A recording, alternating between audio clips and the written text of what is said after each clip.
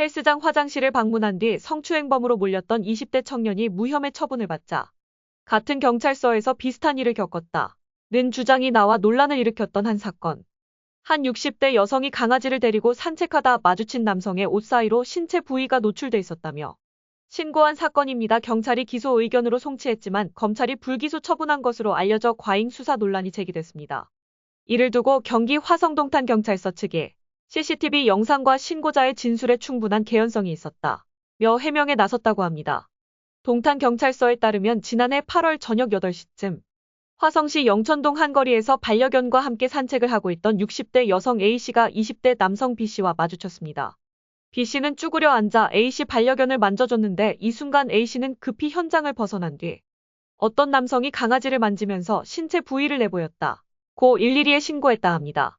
B씨를 공연음란 혐의로 입건한 경찰은 현장 상황을 CCTV를 통해 확인했고 당시 B씨가 속옷 없이 짧은 반바지를 입은 상태였다는 점을 파악한 것으로 전해졌습니다. 조사 과정에서 B씨는 강아지를 쓰다듬은 건 맞는데 일부러 신체를 보여준 적은 없다며 혐의를 부인했지만 경찰은 기소 의견으로 B씨를 검찰에 송치했습니다. 하지만 검찰은 증거가 충분하지 않다며 B씨를 불기소 처분했습니다.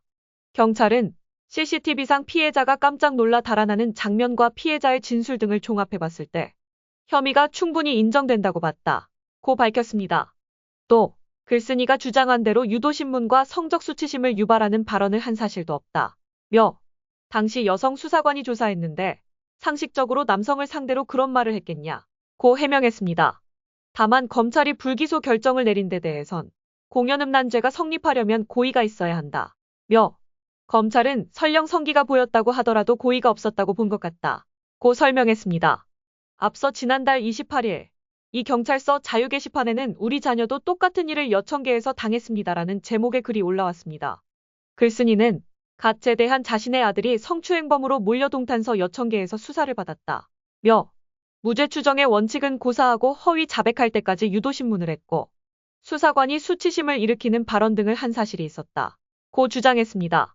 첫 조사 때도 반바지를 입혀 시연을 하고 전혀 노출되지 않는 걸 확인하고도 성적 수치심을 일으키는 발언하셨던 것 기억하시지 않냐?는 겁니다. 글쓴이는 경찰은 검찰의 무혐의 처분에도 또 송치했고 또 무혐의가 났다고 주장하기도 했는데 경찰은 사실이 아니라며 검찰에서 한 번 끝낸 사건을 경찰이 다시 수사할 순 없다고 밝혔다고 합니다.